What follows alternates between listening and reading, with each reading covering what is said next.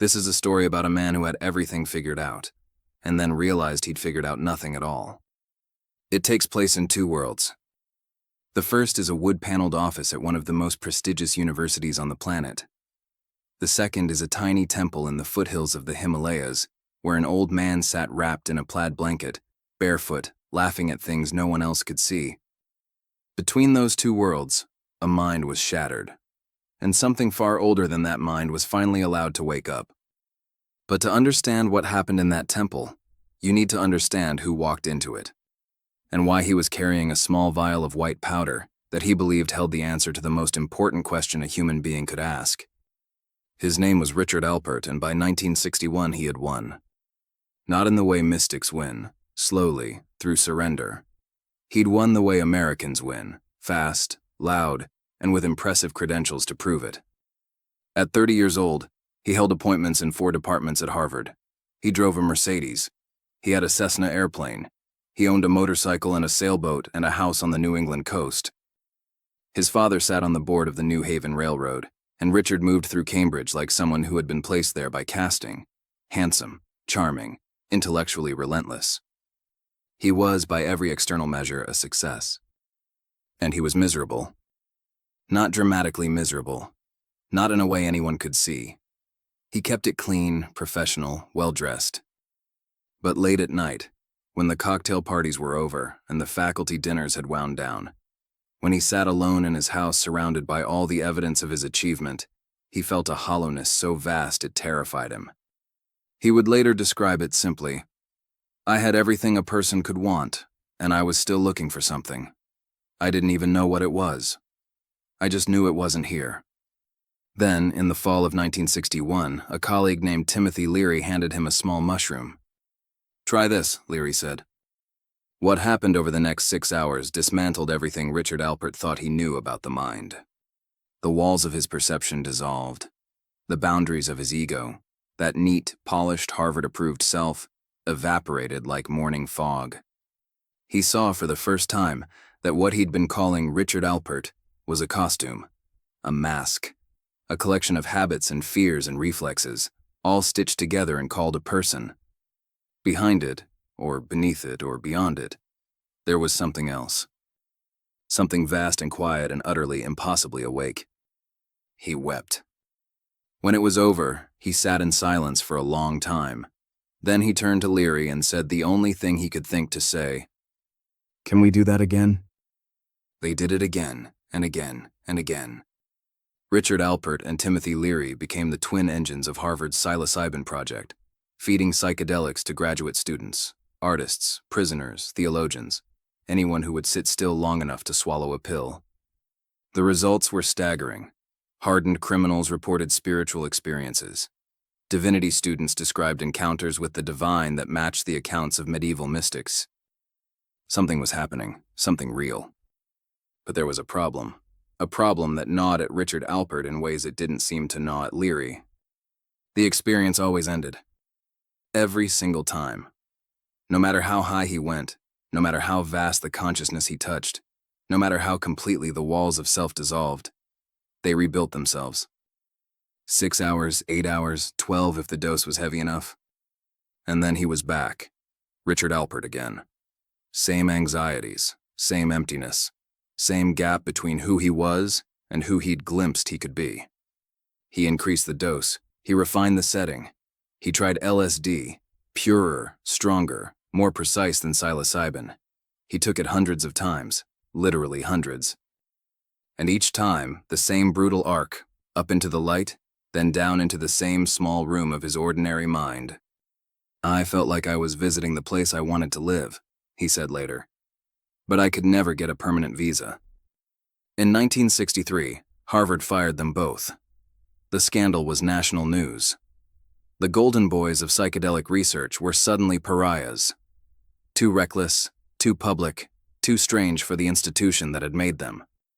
Leary leaned into the chaos, became a counterculture prophet, told a generation to turn on, tune in, drop out. Richard went the other direction. Inward, quiet, desperate. Because the real crisis wasn't losing his job. He could get another job. The real crisis was this. He had found the most powerful tool for expanding consciousness that Western science had ever encountered, and it wasn't enough. It opened the door, let him look through, then slammed it shut. Every single time. If the most potent chemical ever synthesized couldn't hold the door open, what could? He didn't know, and not knowing was eating him alive. By 1967, Richard Alpert was running out of ideas. He'd spent 4 years after Harvard chasing the experience through every means he could find. More LSD, different psychedelics, sensory deprivation, meditation attempts that went nowhere. His mind was too loud, too trained in analysis, too Western to sit still without measuring the results. Nothing held. So when a friend suggested India, vaguely the way people suggested things in 1967, Richard packed a bag, bought a ticket, and flew to New Delhi with no plan and no contacts.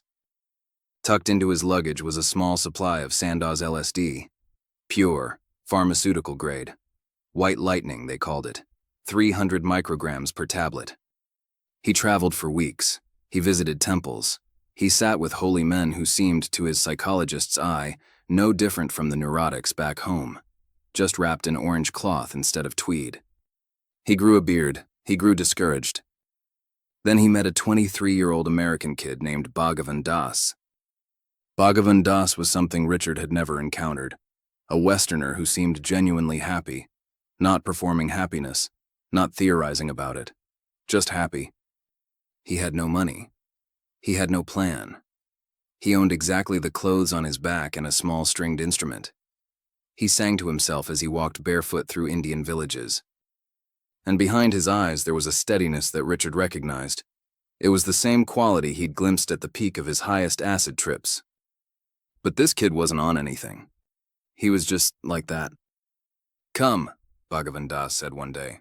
"I want you to meet someone." They traveled north, into the foothills of the Himalayas, up dirt roads, past rice paddies and tiny villages, into air that thinned and cooled as they climbed. Richard had no idea where they were going. Bhagavan Das wouldn't tell him. He just kept walking, singing, barefoot on gravel, completely unconcerned. They arrived at a small temple on a hillside. A handful of people sat around an old man on a wooden bench. The old man was wrapped in a plaid blanket. He was, by any surface reading, unremarkable. Short, round-faced, bare feet sticking out from under the blanket. He could have been any aging uncle at any family gathering anywhere in India. Then the old man looked at Richard. And Richard Alpert felt something he had never felt before. Not on any drug, not in any experiment, not in any experience across his entire life. He felt seen. Not observed, not analyzed, not evaluated, seen. The way sunlight sees a room it enters, completely, without judgment, simply illuminating what's there. The old man, they called him Maharaj, his name was Neem Karoli Baba, began to speak. In Hindi, rapidly, Bhagavan Das translated. And what came out of the translation made the hair on Richard's arms stand up. Maharaji was describing the previous night. Specifically, what Richard had been thinking about the previous night, alone, under the stars, in a moment he had shared with no one. He'd been thinking about his mother, about her death, about the spleen condition that had taken her, about whether he'd been a good son. The old man recounted these thoughts as casually as someone reading a grocery list. Then he looked at Richard and giggled. Richard began to cry. He cried for the rest of the day. Not from sadness, from something else, something he didn't have a word for yet. The closest he'd ever come was on LSD. But this wasn't that. This was coming from the old man, or through him. Or maybe it had always been there, and the old man was just the first person who wasn't blocking it. Days passed. Richard stayed. He couldn't leave. Something had hooked him. Not intellectually, not emotionally, but at a level below both. He sat near Maharaji. He watched him. He tried to understand what he was seeing. The old man laughed constantly. He ate fruit. He told people to love everybody. He seemed to know things about visitors before they spoke. Their names, their problems, the contents of letters they carried in their pockets. He radiated something that Richard, with his Harvard vocabulary and his psychological frameworks, could not name. And then one morning, Richard had an idea. It came from the scientist in him, the part that still needed proof, the part standing slightly outside the experience, clipboard in hand, asking, "But is this real? Is this man actually in an elevated state of consciousness? Or am I projecting? Is he genuinely beyond ordinary awareness? Or is this just charisma and cold reading?" There was one way to find out. Richard had the LSD. He approached Maharajji the next morning. Through a translator, he tried to explain what the pills were, though it became clear quickly that Maharajji had no framework for Western pharmacology. Richard held out his hand. In his palm sat 3 tablets. 915 micrograms of lysergic acid diethylamide.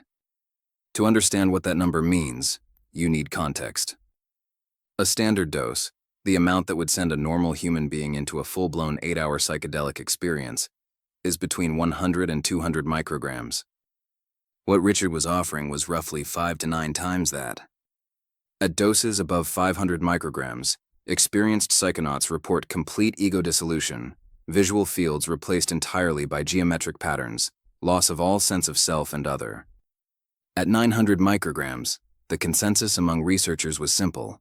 You would be gone. Completely, utterly, unmistakably altered for most of a day. Maharajji looked at the pills. He looked at Richard. He popped all 3 into his mouth at once. Then he stuck out his tongue to show they were gone. And he sat there.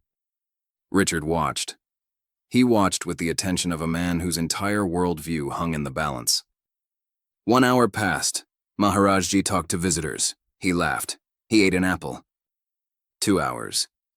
He gave instructions to a devotee about a building project at another temple. 3 hours. He told a joke in Hindi that made everyone around him crack up. 4 hours, 5, 6. Nothing happened. Nothing. 915 micrograms of pharmaceutical-grade LSD, the substance that had detonated Richard Alpert's sense of self hundreds of times, did absolutely nothing to this old man in a blanket.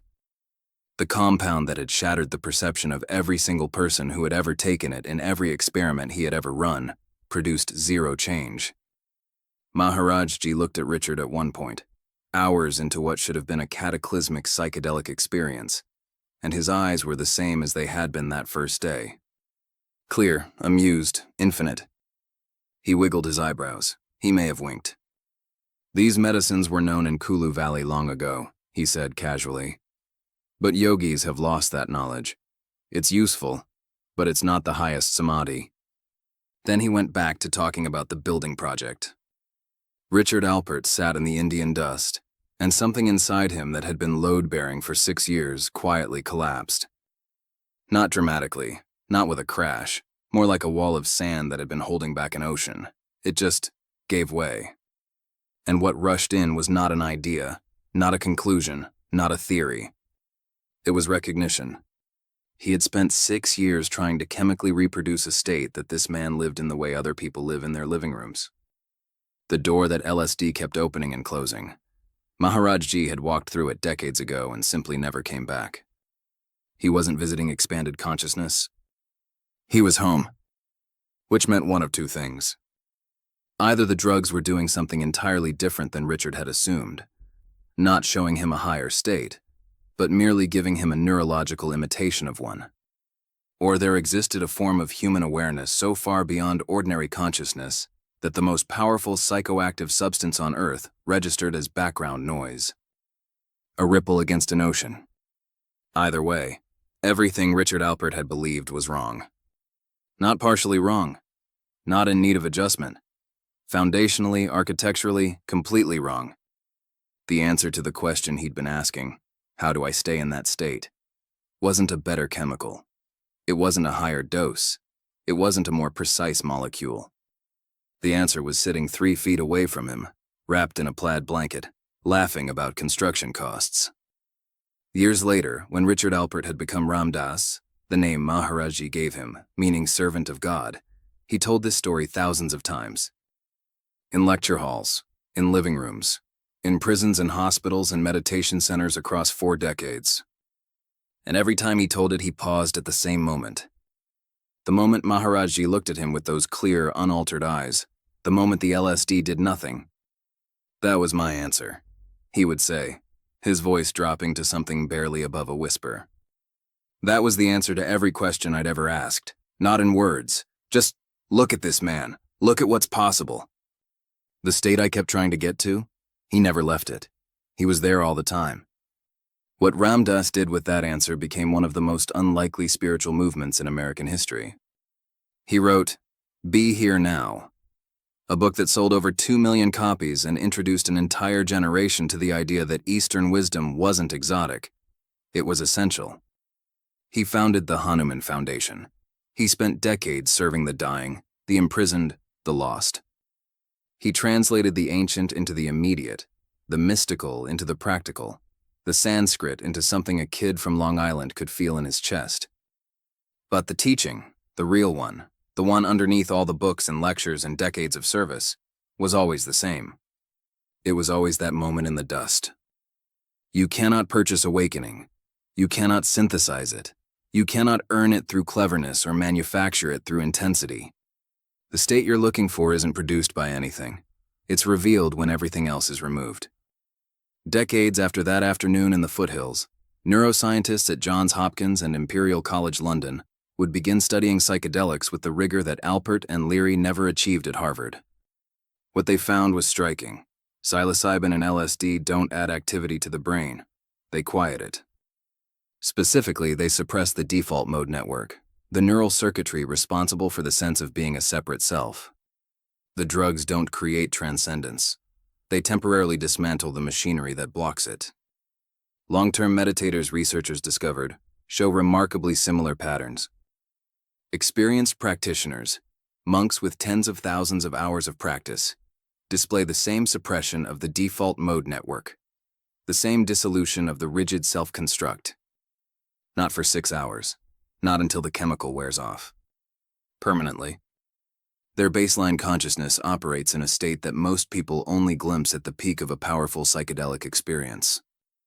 The scientists didn't know about Maharajji. They didn't need to. They were mapping, with fMRI machines and decades of data, the same territory that an old man in a blanket had demonstrated with a single devastating gesture. Swallowing 915 micrograms of LSD and going on with his day. This story isn't about Ram Dass, and it isn't about Maharajji. It's about you. Not the abstract you, not people in general. You right now, wherever you are, reading or listening to these words. Think about what you've been searching for. Maybe it's not LSD. Maybe it's something socially acceptable. Therapy, self-help books, productivity systems, meditation apps with British narrators telling you to notice your breathing. Maybe it's something less socially acceptable. Substances, extreme experiences, the endless scroll through content that promises transformation in 10 minutes or less. But the pattern is the same, isn't it? You find something that works. It opens a door. You feel for a moment what it's like to be free of the thing that's been weighing on you. The anxiety, the self-doubt, the vague sense that you're not quite living the life you're supposed to be living. And then it closes, and you're back. Same room, same walls, same you. So you try again. A different book, a different teacher, a different technique, a different substance, a different retreat. And the door opens again, maybe wider, maybe to a different room, but it still closes.